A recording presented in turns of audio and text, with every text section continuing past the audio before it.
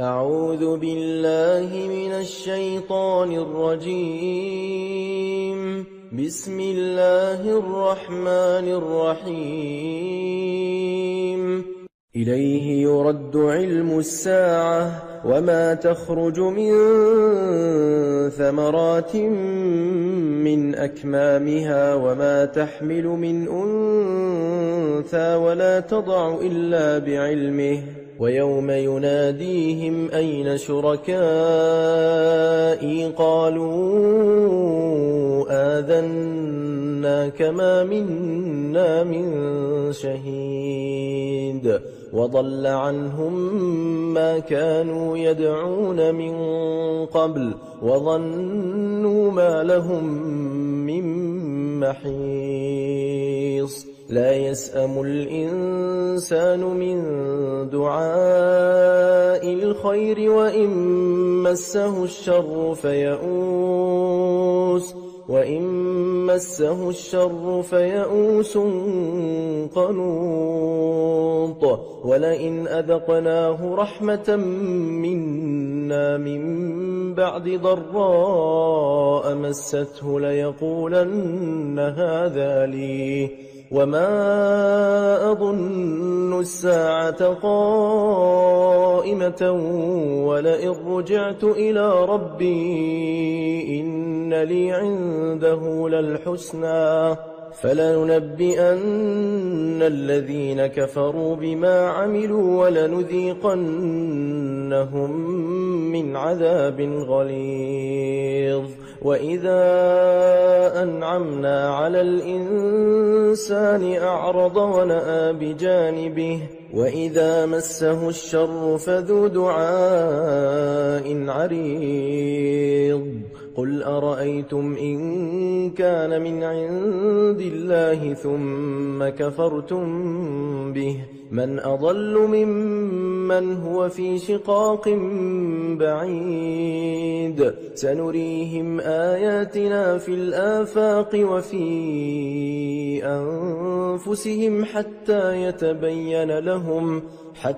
يتبين لهم أنه الحق أولم يكف بربك أنه على كل شيء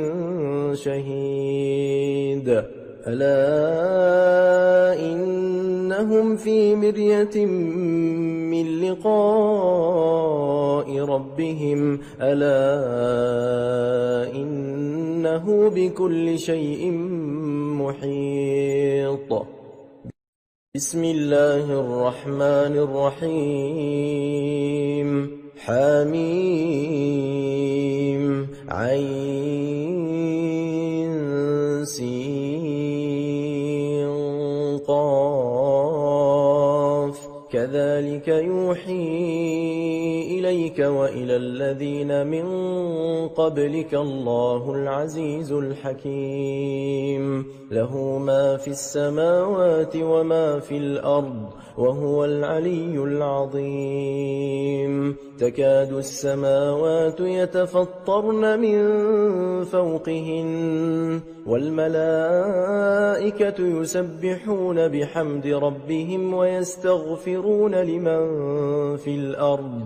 ألا إن الله هو الغفور الرحيم والذين اتخذوا من دونه أولياء الله حفيظ عليهم وما أنت عليهم بوكيل وكذلك أوحينا إليك قرآنا عربيا لتنذر أم القرى ومن حولها وتنذر يوم الجمع لا ريب فيه فريق في الجنة وفريق في السعير ولو شاء الله لجعلهم أمة واحدة ولكن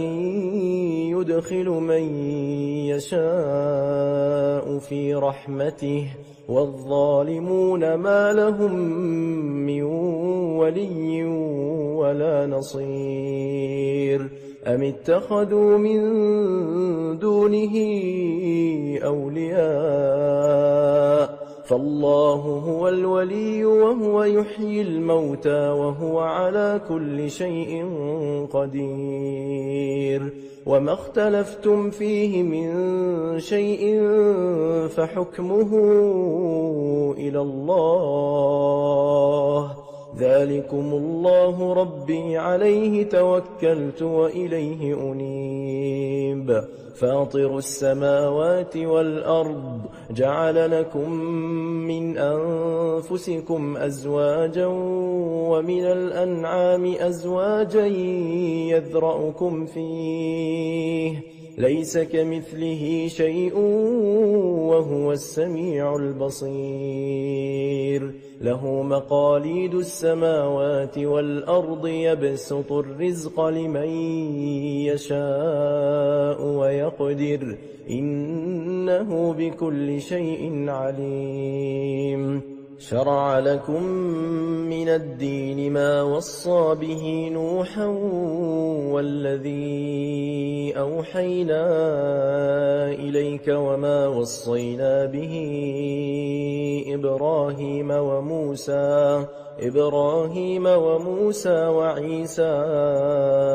أن أقيموا الدين ولا تتفرقوا فيه كبر على المشركين ما تدعوهم إليه الله يجتبي إليه من يشاء ويهدي إليه من ينيب وما تفرقوا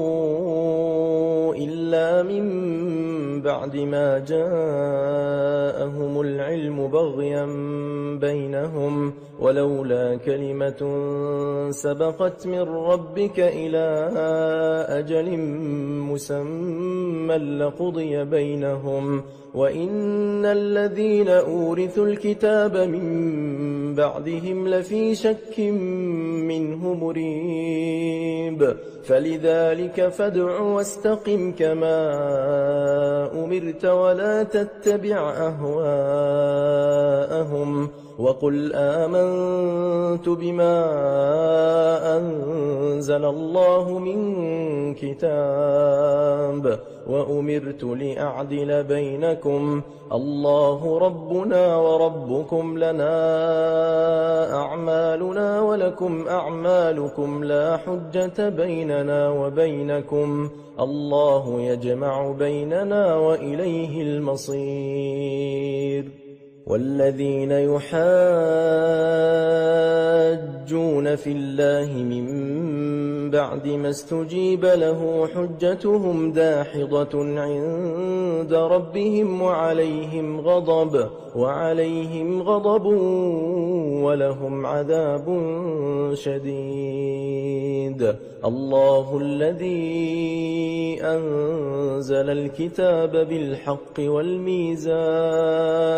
وما يدريك لعل الساعة قريب يستعجل بها الذين لا يؤمنون بها والذين آمنوا مشفقون منها ويعلمون أنها الحق ألا إن الذين يمارون في الساعة لفي ضلال بعيد الله لطيف بعباده يرزق من يشاء وهو القوي العزيز من كان يريد حرث الآخرة نزد له في حرثه ومن كان يريد حرث الدنيا نؤته منها وما له في الآخرة من نصيب أم لهم شركاء شرعوا لهم من الدين ما لم يأذن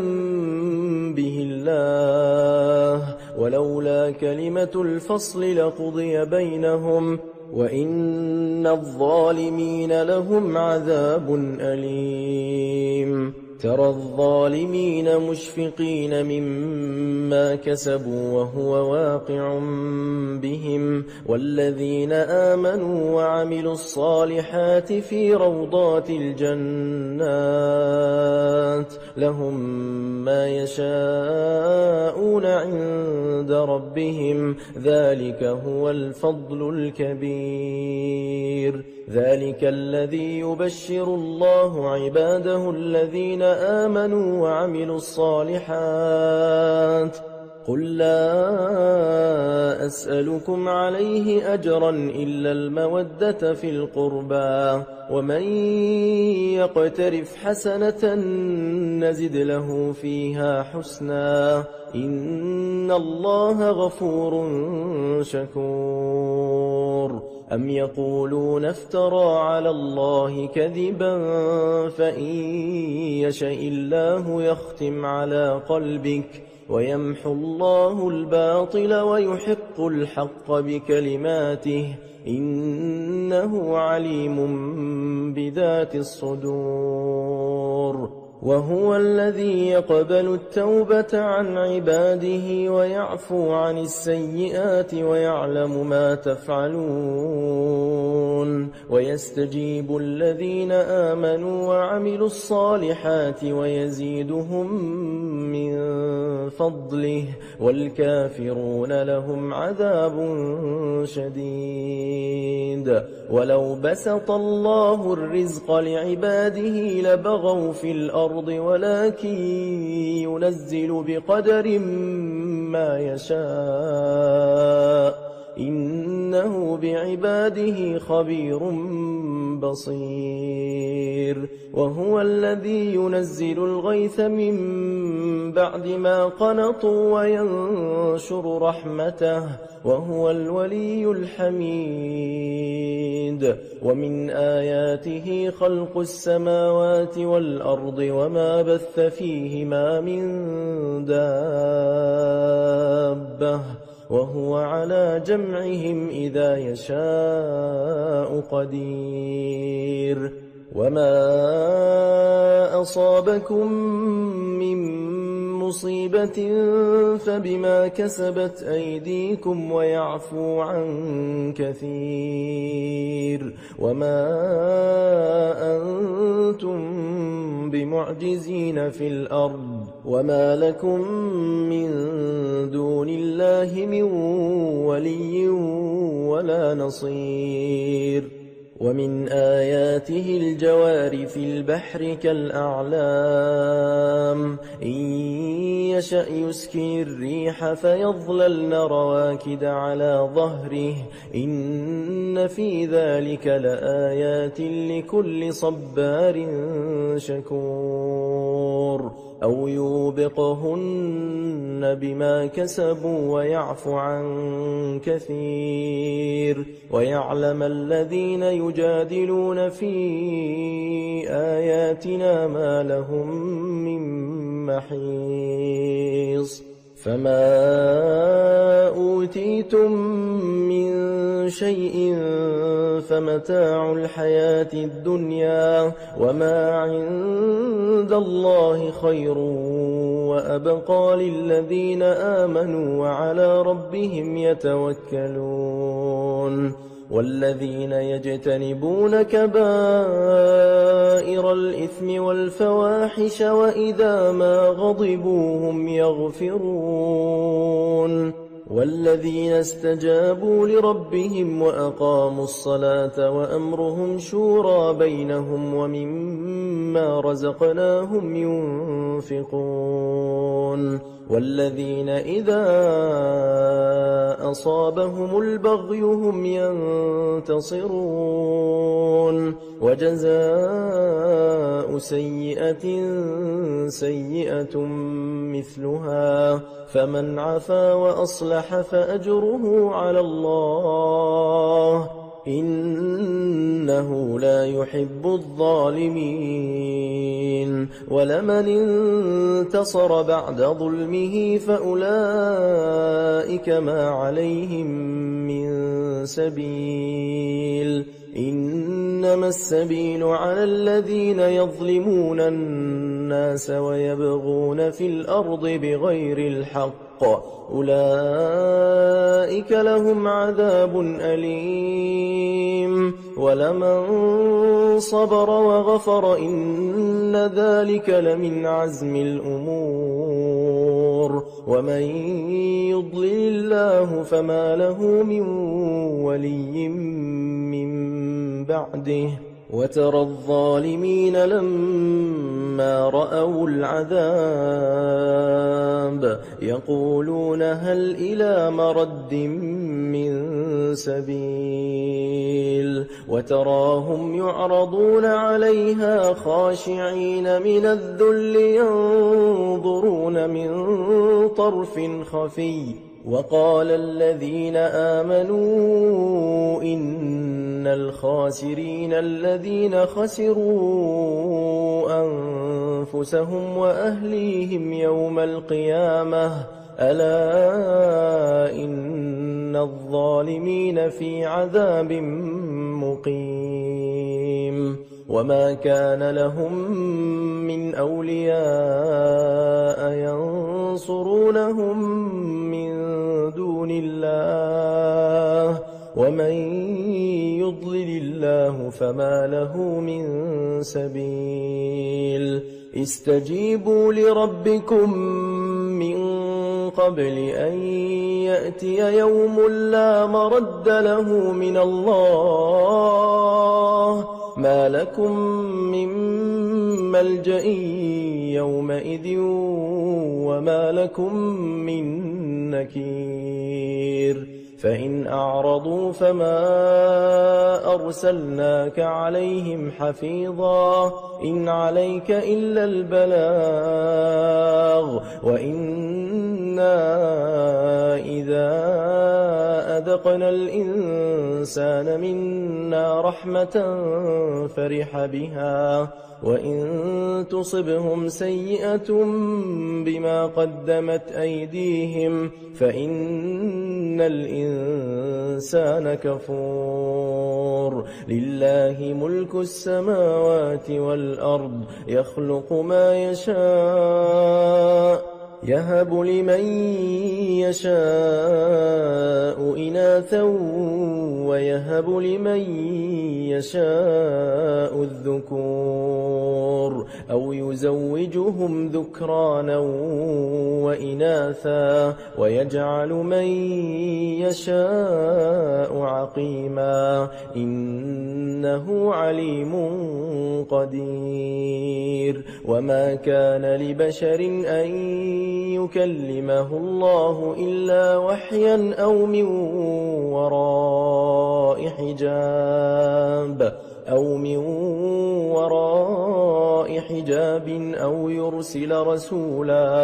أو يرسل رسولا فيوحي بإذنه ما يشاء إنه علي حكيم وكذلك أوحينا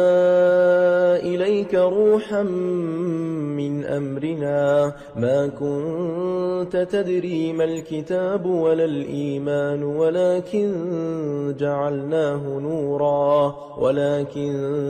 جعلناه نورا نهدي به من نشاء من عبادنا وإنك لتهدي إلى صراط مستقيم صراط الله الذي له ما في السماوات وما في الأرض ألا إلى الله تصير الأمور بسم الله الرحمن الرحيم حميم والكتاب المبين إنا جعلناه قرآنا عربيا لعلكم تعقلون وإنه في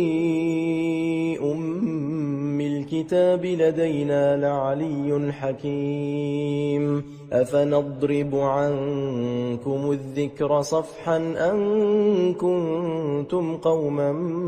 مسرفين وكم أرسلنا من نبي في الأولين وما يأتيهم من نبي إلا كانوا به يستهزئون فأهلكنا أشد منهم بطشا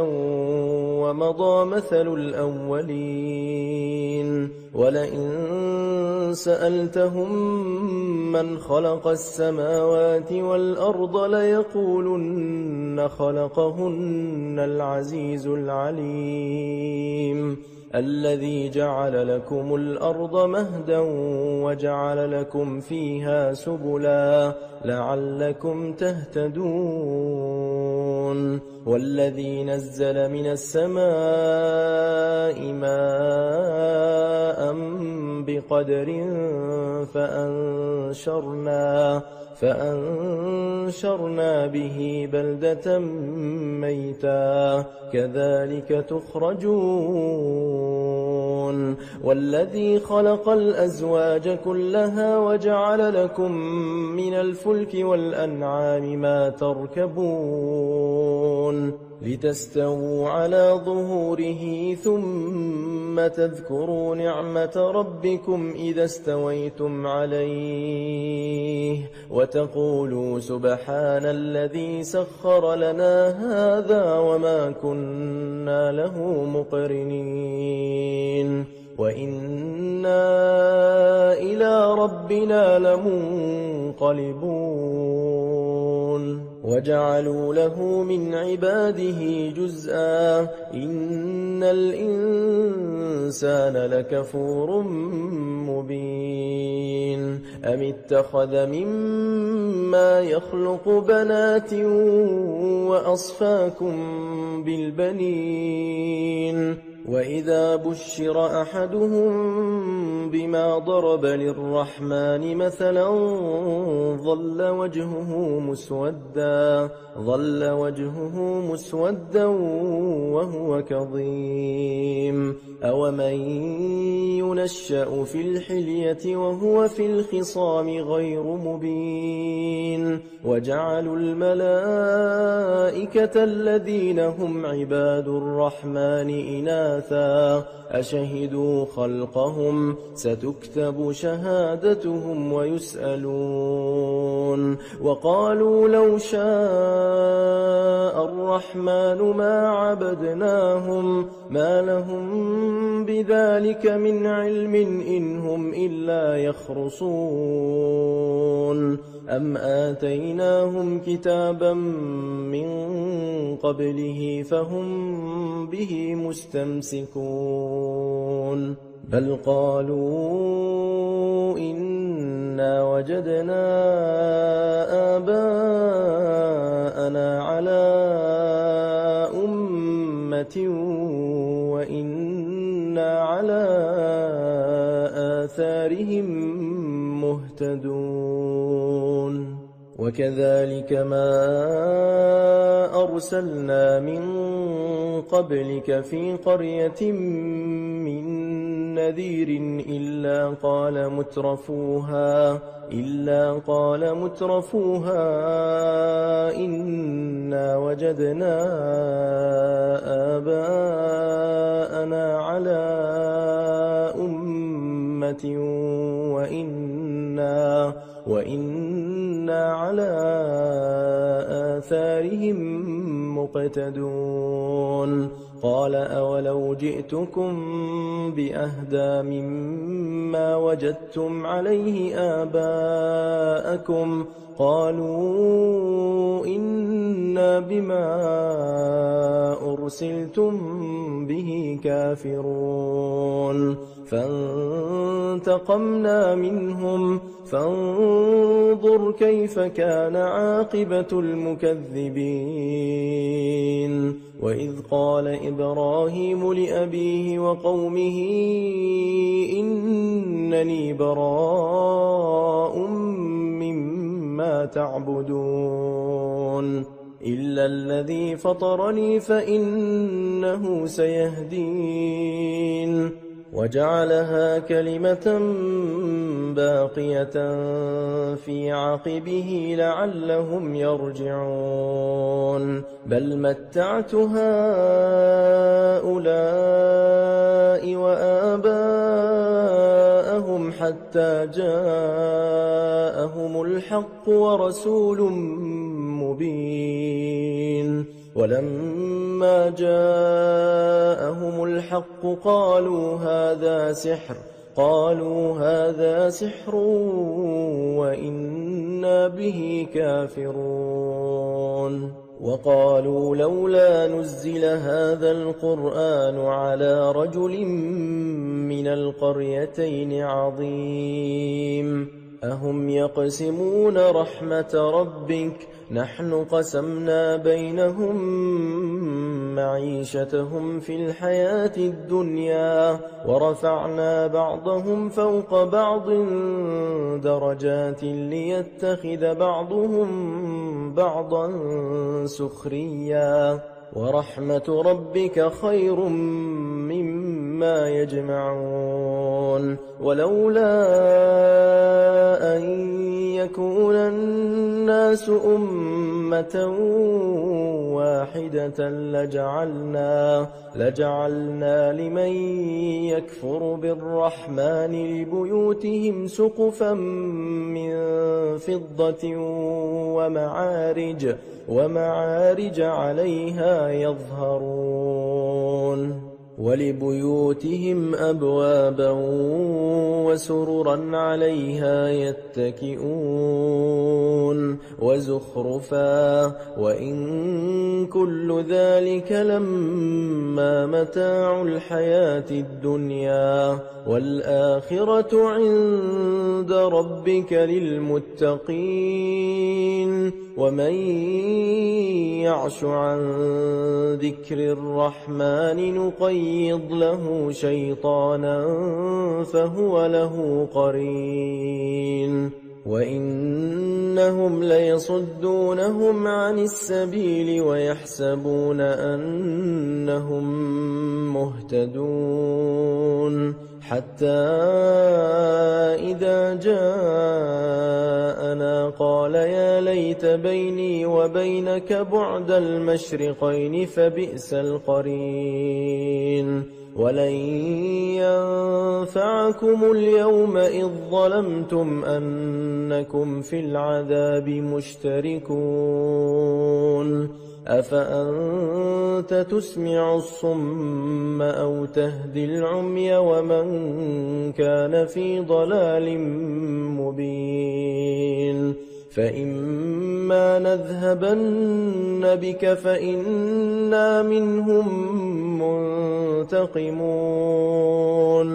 أو نرينك الذي وعدناهم فإنا عليهم مقتدرون فاستمسك بالذي أوحي إليك إنك على صراط مستقيم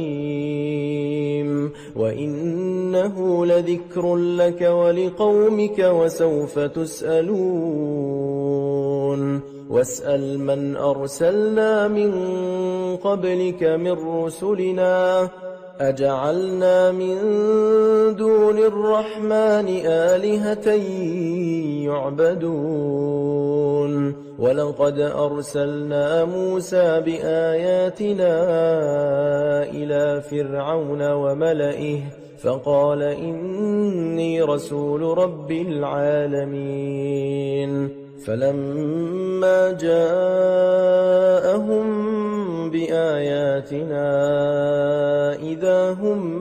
منها يضحكون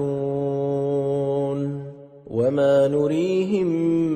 من آية إلا هي أكبر من أختها وأخذناهم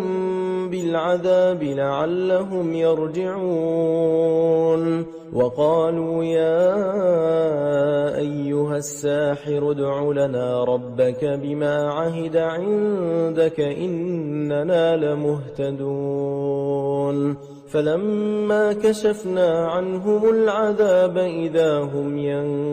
ينكثون ونادى فرعون في قومه قال يا قوم أليس لي ملك مصر وهذه الأنهار تجري من تحتي أفلا تبصرون أم أنا خير من هذا الذي هو مهين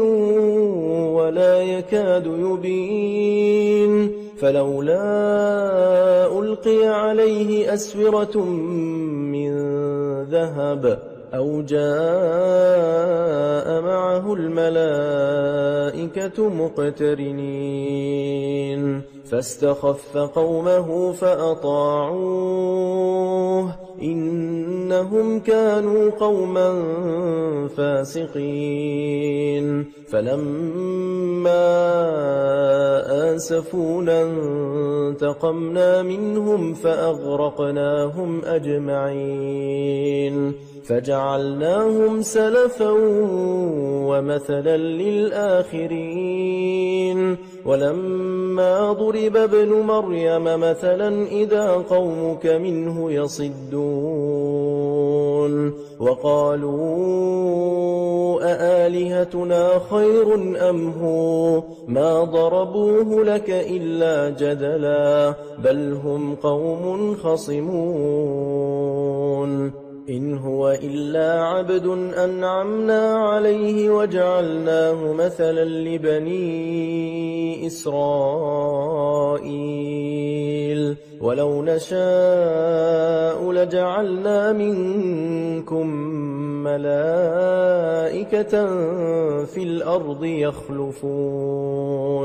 وإنه لعلم للساعة فلا تمترن بها واتبعون هذا صراط مستقيم ولا يصدنكم الشيطان إنه لكم عدو مبين ولما جاء عيسى بالبينات قال قد جئتكم بالحكمة ولأبين لكم بعض الذي تختلفون فيه فاتقوا الله وأطيعون إن الله هو ربي وربكم فاعبدوه هذا صراط مستقيم فاختلف الأحزاب من بينهم فويل للذين ظلموا من عذاب يوم أليم هل ينظرون إلا الساعة أن تأتيهم بغتة وهم لا يشعرون الأخلاء يومئذ بعضهم لبعض عدو إلا المتقين يا عباد لا خوف عليكم اليوم ولا أنتم تحزنون الذين آمنوا بآياتنا وكانوا مسلمين ادخلوا الجنة أنتم وأزواجكم تحبرون يطاف عليهم بصحاف من ذهب وأكواب وفيها ما تشتهيه الأنفس وتلذ الأعين وأنتم فيها خالدون وتلك الجنة التي أورثتموها بما كنتم تعملون لكم فيها فاكهة كثيرة منها تأكلون إن المجرمين في عذاب جهنم خالدون لا يفتر عنهم وهم فيه مبلسون وما ظلمناهم ولكن كانوا هم الظالمين ونادوا يا مالك ليقض علينا ربك قال إنكم ماكثون لقد جئناكم بالحق ولكن أكثركم للحق كارهون أم أبرموا أمرا فإنا مبرمون أم يحسبون أنا لا نسمع سرهم ونجواهم بلى ورسلنا لديهم يكتبون قل إن كان للرحمن ولد فأنا أول العابدين سبحان رب السماوات والأرض رب العرش عما يصفون فذرهم يخوضوا ويلعبوا حتى يلاقوا يومهم الذي يوعدون وهو الذي في السماء إله وفي الأرض إله وهو الحكيم العليم وتبارك الذي له ملك السماوات والأرض وما بينهما وعنده علم الساعة وإليه ترجعون ولا يملك الذين يدعون من دونه الشفاعة إلا من شهد بالحق وهم يعلمون ولئن سألتهم من خلقهم ليقولن الله فأنى يؤفكون وقيله يا رب إن هؤلاء قوم لا يؤمنون فاصفح عنهم وقل سلام فسوف يعلمون بسم الله الرحمن الرحيم حميم والكتاب المبين إنا أنزلناه في ليلة مباركة إنا كنا منذرين فيها يفرق كل أمر حكيم أمرا من عندنا إنا كنا مرسلين رحمة من ربك إنه هو السميع العليم رب السماوات والأرض وما بينهما إن كنتم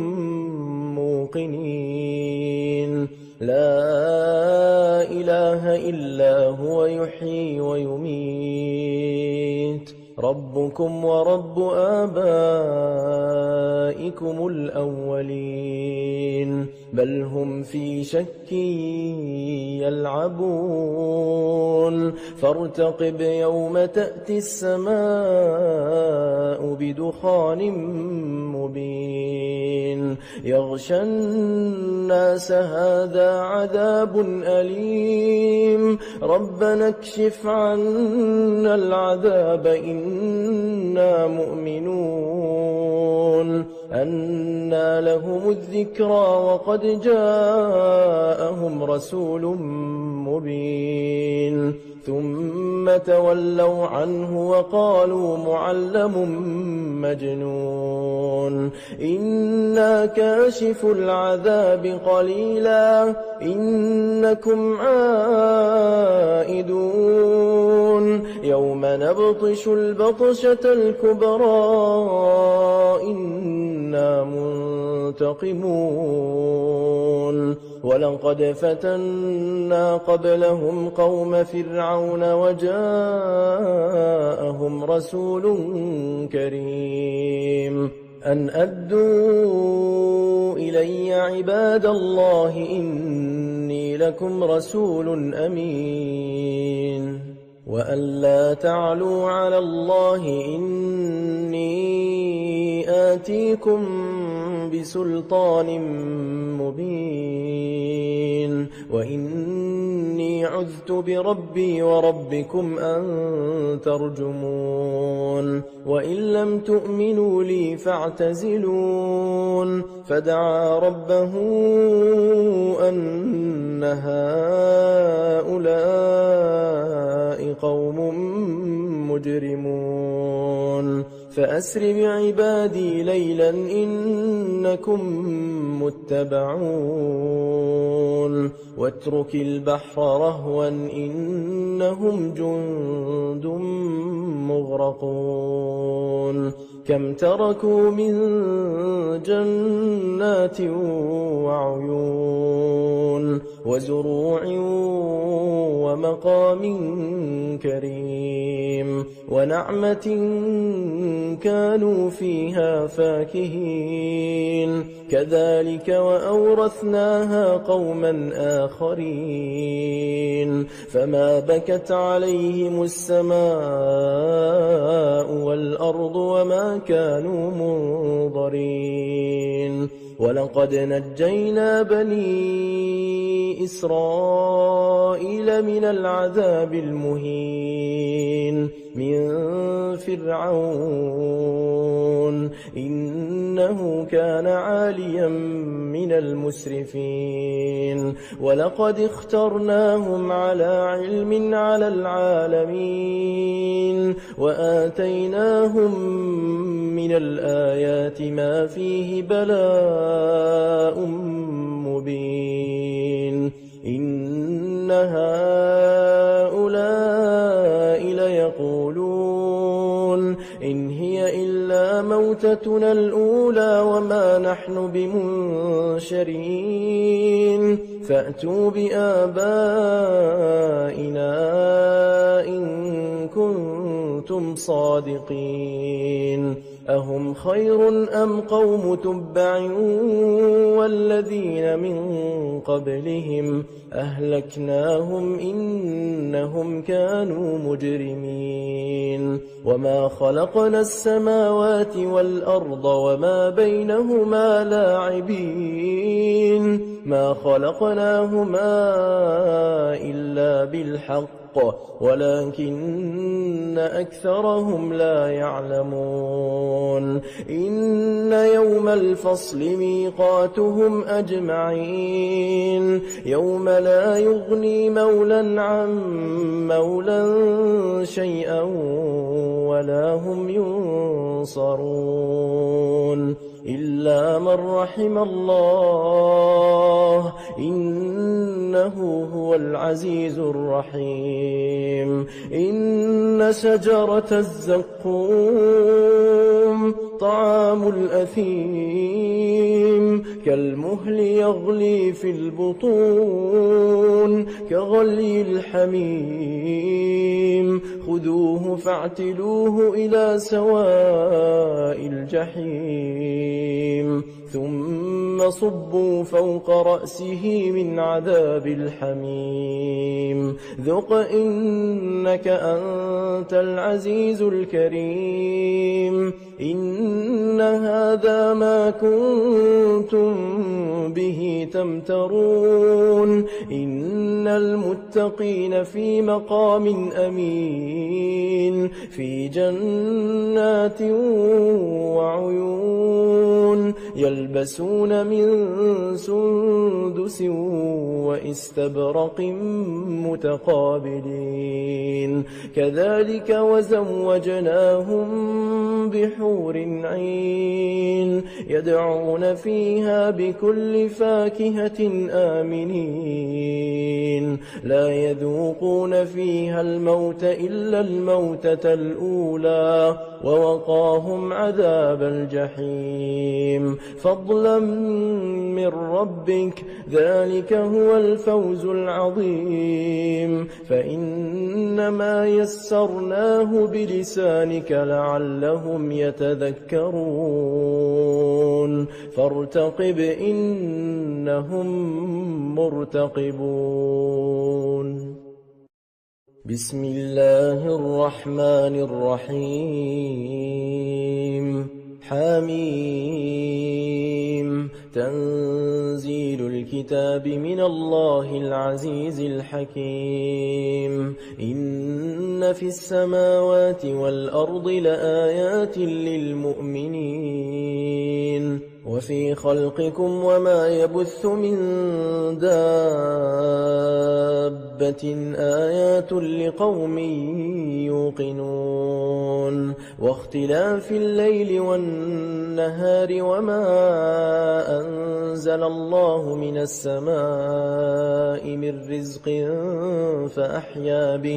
فأحيا به الأرض بعد موتها وتصريف الرياح آيات لقوم يعقلون تلك آيات الله نتلوها عليك بالحق فبأي حديث بعد الله وآياته يؤمنون ويل لكل أفاك أثيم يسمع آيات الله تتلى عليه ثم يصر مستكبرا كأن لم يسمعها فبشره بعذاب أليم وإذا علم من آياتنا شيئا اتخذها هزوا أولئك لهم عذاب مهين من ورائهم جهنم ولا يغني عنهم ما كسبوا شيئا ولا ما اتخذوا من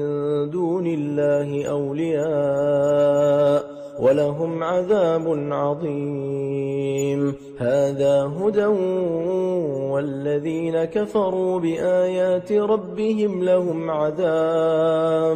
لهم عذاب من رجز أليم الله الذي سخر لكم البحر لتجري الفلك فيه بأمره ولتبتغوا من فضله ولعلكم تشكرون وسخر لكم ما في السماوات وما في الأرض جميعا منه إن في ذلك لآيات لقوم يتفكرون قل للذين آمنوا يغفروا للذين لا يرجون أيام الله ليجزي قوما بما كانوا يكسبون من عمل صالحا فلنفسه ومن أساء فعليها ثم إلى ربكم ترجعون ولقد آتينا بني إسرائيل الكتاب والحكم والنبوة ورزقناهم من الطيبات وفضلناهم على العالمين وآتيناهم بينات من الأمر فما اختلفوا إلا من بعد ما جاءهم العلم بغيا بينهم إن ربك يقضي بينهم يوم القيامة فيما كانوا فيه يختلفون ثم جعلناك على شريعة من الأمر فاتبعها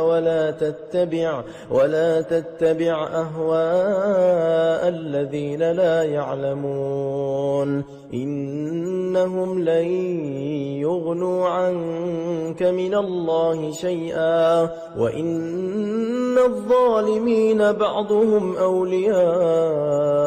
بعض والله ولي المتقين هذا بصائر للناس وهدى ورحمة لقوم يوقنون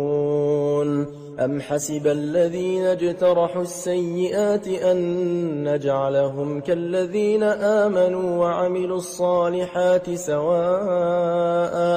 سواء محياهم ومماتهم ساء ما يحكمون وخلق الله السماوات والأرض بالحق ولتجزى كل نفس بما كسبت وهم لا يظلمون أفرأيت من اتخذ إلهه هواه وأضله الله على علم وختم على سمعه وقلبه وجعل على بصره غشاوة فمن يهديه من بعد الله أفلا تذكرون وقالوا ما هي إلا حياتنا الدنيا نموت ونحيا وما يهلكنا إلا الدهر وما لهم بذلك من علم إن هم إلا يظنون وإذا تتلى عليهم آياتنا بينات ما كان حجتهم إلا أن قالوا ائتوا بآبائنا إن كنتم صادقين قل الله يحييكم ثم يميتكم ثم يجمعكم إلى يوم القيامة لا ريب فيه ولكن أكثر الناس لا يعلمون ولله ملك السماوات والأرض ويوم تقوم الساعة يومئذ يخسر المبطلون وترى كل أمة جاثية كل أمة تدعى إلى كتابها اليوم تجزون ما كنتم تعملون هذا كتابنا ينطق عليكم بالحق إنا كنا نستنسخ ما كنتم تعملون فأما الذين آمنوا وعملوا الصالحات فيدخلهم ربهم في رحمته ذلك هو الفوز المبين وأما الذين كفروا أفلم تكن آياتي تتلى عليكم فاستكبرتم وكنتم قوما مجرمين وإذا قيل إن وعد الله حق والساعة لا ريب فيها قلتم ما ندري ما الساعة إن نظن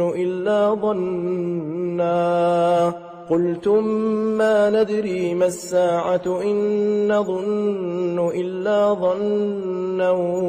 وما نحن بمستيقنين وبدا لهم سيئات ما عملوا وحاق بهم ما كانوا به يستهزئون وقيل اليوم ننساكم كما نسيتم لقاء يومكم هذا ومأواكم النار وما لكم من ناصرين ذلكم بأنكم اتخذتم آيات الله هزوا وغرتكم الحياة الدنيا فاليوم لا يخرجون منها ولا هم يستعتبون فلله الحمد رب السماوات ورب الأرض رب العالمين، وله الكبرياء